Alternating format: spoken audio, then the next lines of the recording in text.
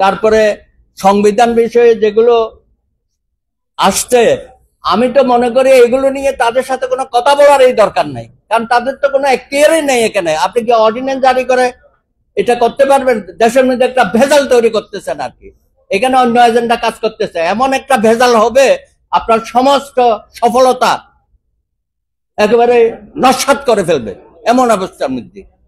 তারপরে দেখেন এই যে বৈষম্য বিরোধী তারা রাজনৈতিক দল করবে, আমরাও তাদেরকে উৎসাহিত করতেছি। পাশাপাশি জামাত আর এদের সুর তো অনেকটা একই দেখি, আবার জামাতের দিকে তলে তলে 80টা সিটে নাকি তারা ইয়েও দিয়েছে, কি বলে ওটাকে, 100টা। সাংঘাতিক অবস্থা। তো তলে তলে তো সবাই সবকিছুই করতেছে। ওই যে ইয়ে বলতো না, তলে তলে কাওয়া কাদের। হ্যাঁ, তো আমরা আছি আমাদের কাজ নিয়ে, আর কেউ কেউ তলে তলে তাদের কাজ করে যাচ্ছে। সুতরাং আমার মনে হয় আমাদের ভিন্নতা থাকাটাই স্বাভাবিক, কিন্তু এত ভিন্নতা, এটা আমার কাছে মনে হচ্ছে একটা অস্বাভাবিক পরিস্থিতি আবার তৈরি হইতে পারে। শেষ পর্যন্ত ক্ষমতা ইউনূসের হাতে নাও থাকতে পারে, আমি আশঙ্কায় আছি। আপনারা দয়া করে ডিসেম্বরের মধ্যে একটা সুষ্ঠু গ্রহণযোগ্য নির্বাচনের মধ্য দিয়ে রাজনৈতিক সরকার গঠন করার ঐক্যমতে আসেন। এ না হলে কিন্তু যেভাবে আজ কয়েকটা ছেলে গাজীপুরে মারা গেল, তারপরে বুলডোজার নেমে গেছে। বাংলাদেশে কি বুলডোজার রিভলিউশন হয়েছিল 6 মাস পরে? একটা নামও আমরা ঠিক করতে পারি নাই, এটার নাম কি? কেউ বলছে 36 জুলাই, কেউ বলছে জুলাই আগস্ট, কেউ বলছে প্রোক্লেমেশন অফ রিভলিউশন, আমরা বলছি ডিক্লারেশন অফ গণ অভ্যুত্থান। তো ঐক্যমত কখন হবে? আমি তো ঐক্যমতের কোনো আশা ভরসা দেখছি না, আপনারা দেখতে পারেন। তবে আমি কথাটা বলে রাখলাম, এই যে আলোচনা শুরু হবে না, তারপরে দেখবেন কি অবস্থা, রাস্তায় কেউ কাউরে মানবে না। এখনো তো আপনারা ডাকলে আমরা আসি, বা আমার ছাত্র বন্ধুরা আসছে, সামনে একসাথে বসারও পরিবেশ থাকবে না। দয়া করে এই বিশৃঙ্খলা তৈরি করবেন না, এটার দায়িত্ব কিন্তু রাজনৈতিক দলের উপর বর্তাবে। আমরা এত বেশি আশান্বিত হয়ে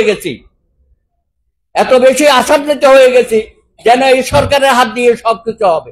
প্রত্যেকদিন রাস্তায় রাস্তায় বিশৃঙ্খলা হচ্ছে, অবরোধ হচ্ছে, দাবি দেওয়া। কেন তাদের ডেকে বলে দেন না যে এগুলো আমাদের বিষয় না, এটা রাজনৈতিক সরকার আসবে তারা করবে, এক কথাই তো শেষ হয়ে যায়। প্রত্যেক দিনে আপনি তাল দিতেছেন, এগুলোর পেছনে হাসিনা দিল্লিতে বসে তাল দিচ্ছে না, আপনারা দেখছেন না এগুলো? তো দেখো তো আপনারা, আমরা না দেখার ভান করতেছি। এখন এক আন্দোলন থেকে বেরিয়েছি, সহস্রাধিক হত্যাকাণ্ড হয়েছে, গত 15 বছরে আরো বেশি হয়েছে।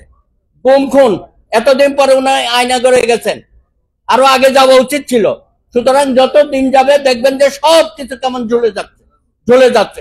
এই ঝোলাঝুলির মধ্যে থাকবো না আমরা। আমরা চাই সরকার যতই বলুক উনি সংস্কার করবে। আমি বলি আপনি বেশি বেশি সংস্কারের কথা বললে কুসংস্কার হবে, অপসংস্কার হবে। আপনিও ঠিক মতো আপনার দায়িত্ব পালন করতে পারবেন না। 111 মতো মঈনুদ্দিন ফখরুদ্দিনের মতো আপনাকে পালিয়ে যেতে হবে। সুতরাং এই যে আপনি কিংস পার্টি করতেছেন ভাই, 111 তো ইউনূস সাহেবও চেষ্টা করেছিল, উনি তো পারেন নাই। তখনও তো অনেকে খুব আশাবাদী হয়েছিল। তারপরে ফেরদৌস কুরাইশির নামটা কেন আমরা বলে যাচ্ছি? উনি তো একটা অভিজ্ঞ ছাত্র নেতা থেকে হয়েছিল, one of the founder of the BNP. সেই ফেরদৌস কুরাইশি সে করতে পারেছিল, প্রগতিশীল কি একটা করেছিল। তারপরে এই যে 24-এর নির্বাচনের সময় অন্তত 5-7টা কিংস পার্টি হয়েছে, একজনের জামানত নাই। অনেক টাকা পয়সা শেখ হাসিনা তাদেরকে দিয়েছে। কিংস পার্টির ভবিষ্যৎ ভালো না। আর আপনি ওখানে বসে কেমনে বলেন ছাত্ররা রাজনৈতিক দল করবে? এটা আপনি বলতে পারেন? সব রাজনৈতিক দলকে তো আপনাকে ওন করতে হবে। আপনি যখন এই কথাটা বলে ফেলেন, আপনার তো নিরপেক্ষতা থাকে না। খামোখা বিতর্কের মধ্যে কেন যাব আমরা বুঝতেছি না। তো যাই হোক, আজকে আর কথা বাড়াবো না। মান্না ভাই আমার কথায় অসন্তুষ্ট হলে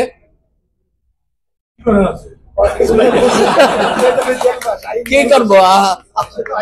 না না, আপনি যে আমাকে কথা বলতে দিয়েছেন এই জন্য ধন্যবাদ।